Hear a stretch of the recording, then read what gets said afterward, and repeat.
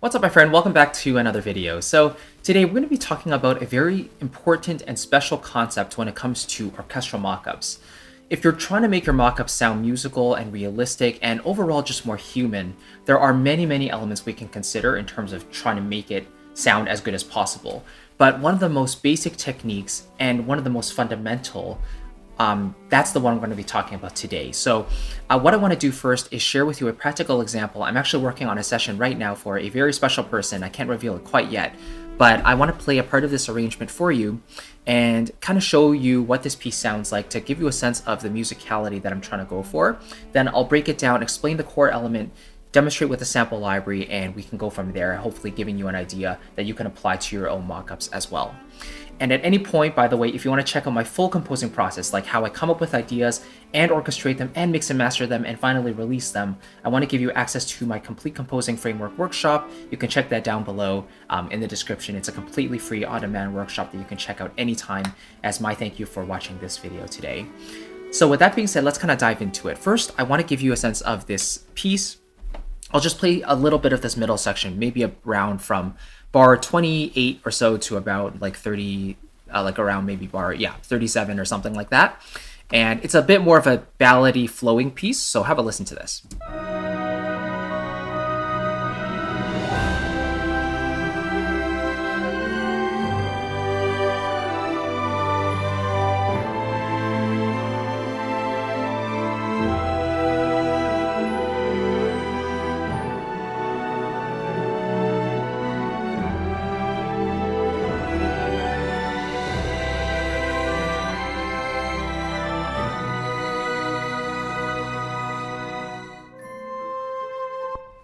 All right, let's stop there.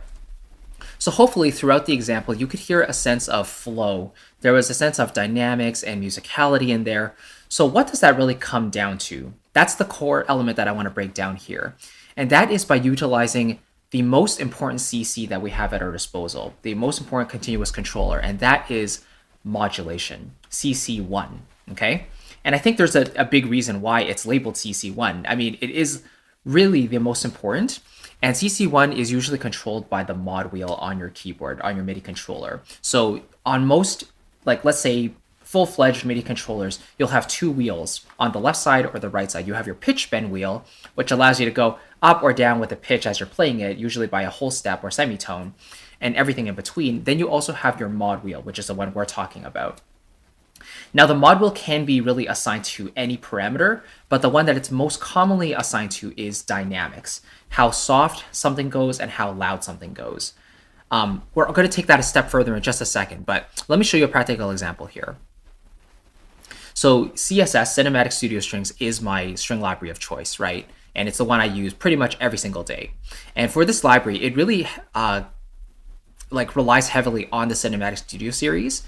And because it's a more flowing piece with lots of legato and stuff, I'm really using dynamics a lot with the mod wheel. So let me play a quick line here and show you what it would sound like without any mod wheel or without any CC1, without any dynamics.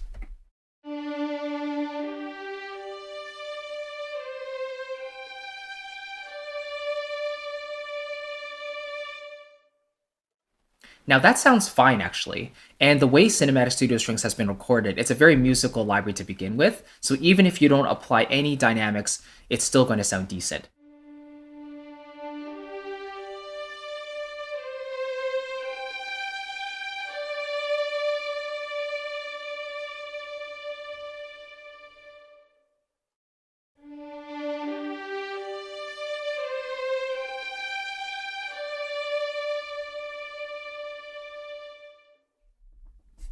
So it's a night and day difference, right? One, the overall performance sounds fine. The first take, it sounded okay, but there was really no ebb and flow in terms of the dynamics. The second take, when we're riding the mod wheel at the same time as we're playing the line, it adds that variance, the softness, the loudness. It has peaks, it has valleys. Real musicians will always play with a variance of dynamics, especially for more slower emotional pieces of music. So that's exactly what the mod wheel will help us do in most cases. It applies dynamics to the sample library. Now, in most orchestral sample libraries, they're recorded with multiple dynamic layers, meaning that, for example, in the strings, at the very bottom of the mod wheel, the string players are actually playing very softly. And you can hear from the sample itself, they're playing very lightly on their bow, right? It's a very soft sound. Not just dynamics, like not just the absolute volume, how loud or soft it is, but the actual performance itself. Now, if I push up the mod wheel to about the middle, you hear the added vibrato, it sounds more passionate, they're really digging in with their bow more, and then at the top of the mod wheel, they're really going full throttle. It's a lot more passionate, they're giving it their most, right? Their very best. So it sounds a lot more emotional as well. That's the big difference. We're not just talking about absolute volume. Yes, the lower you go with the wheel, usually the softer the samples, but it's also the performance itself that's actually getting quieter and less intense, and vice versa. You go up, you get more intensity with the performance. That is the biggest difference maker, in my opinion, with a lot of amateur mockups versus more professional sounding mockups. Most of these composers who work with libraries on a daily basis, they will take advantage of that mod wheel and play with those dynamic layers to really give the illusion of the musicians digging into the bows, into their performances, versus coming back and not just playing louder or softer. It's a combination of the two that really makes it sound great. So hopefully you can hear that difference there. Let me quickly solo up maybe just the soaring violins here, right here, so we can have a listen to that. And then I will also show you what the mod wheel is doing. But first, let's just have a listen to the passage itself.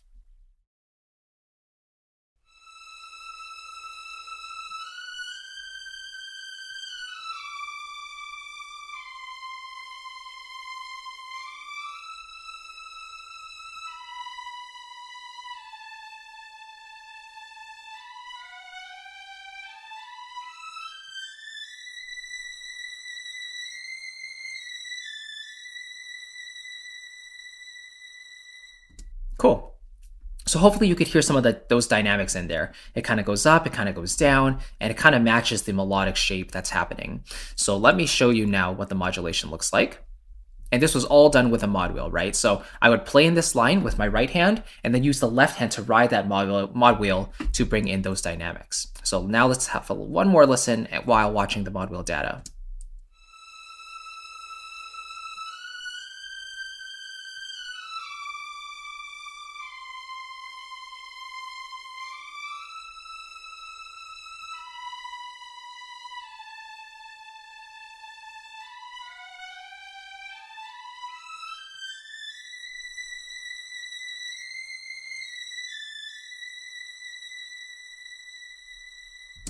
Cool.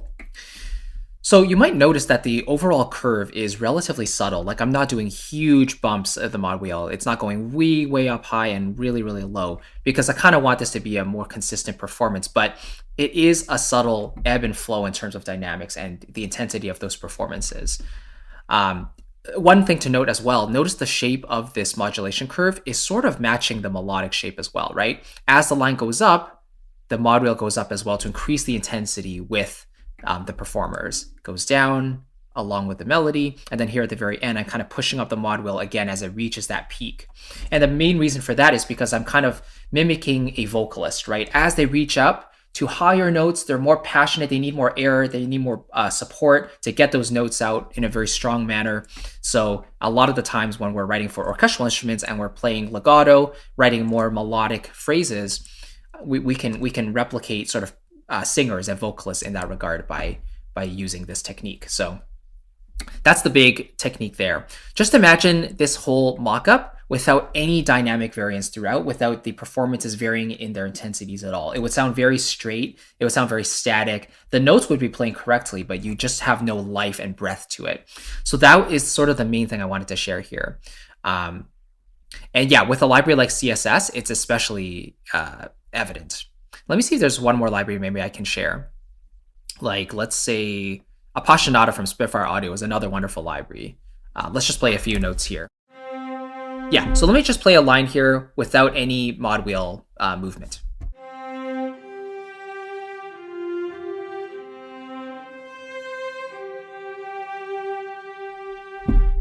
Okay, now let's play with some mod wheel as well.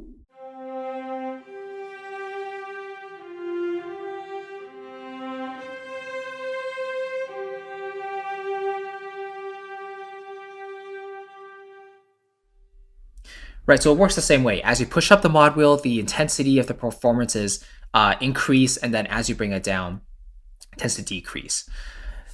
It's that combination of playing with the right hand, playing your line in, and then riding the mod wheel at the same time that gives you the ultimate control over how expressive you want your line to be.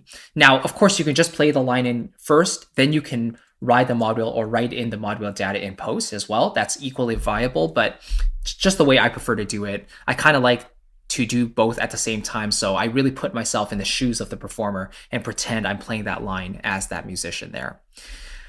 Just as a little bonus, the other CC parameter that I would really recommend you taking advantage of is velocity. So whereas dynamic layers for CC1 mod wheel is really good for longer legato lines and sustains, velocity is especially effective when you're working with short notes. So for example, with pizzicato, that's considered a short articulation, right? So if I play this a little bit, let's play pizzicato.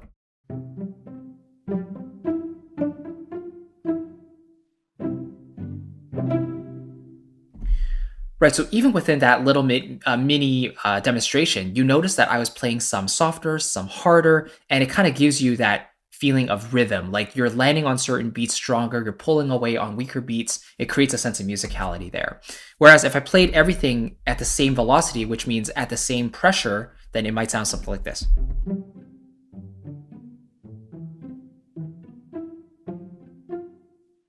Right, it sounds a lot more even and less musical, for lack of a better term. Now, if I add a little bit of velocity variance,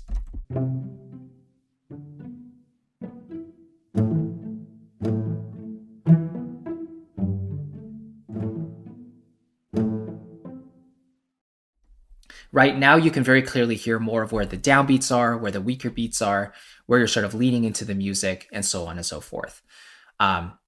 So it is more of a subtle technique, but especially for short notes when you're playing them in, if you're writing them in with your mouse and you're clicking them in, then velocity is especially important, because if you're playing with your fingers, naturally there will be variances in how hard or soft you play. It's just human nature, right? We're not going to play everything the same velocity, the same pressure the entire time. So yeah, velocity is also really important, but the one I wanted to touch on the most today was mod wheel.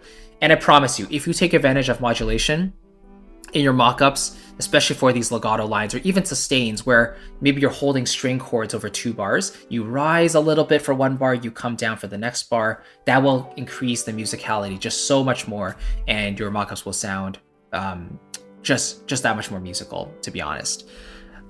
Yeah, that's the best thing I can recommend. Okay, I hope that does make sense. Let me know if you have any questions about modulation. It's a more basic technique, one of the first ones we learned when we're working with virtual instruments, but very, very important. And I think when I'm doing my mockups, like modulation will take me at least 80% of the way there. I can fiddle with other parameters as well, but modulation, dynamic layers, varying the intensities of the performances, that's where the most musical results will come from. So definitely take advantage of that technique. All right, hope that again made sense. If you want to check out again my complete composing framework from start to finish, how I come up with ideas, produce, orchestrate them, mix and master them, and then put out a full track into the world, you can check that out down below in the description. My free workshop, the complete composing framework, and I hope you enjoy it. Again, it's completely free as a gift for checking out this video today.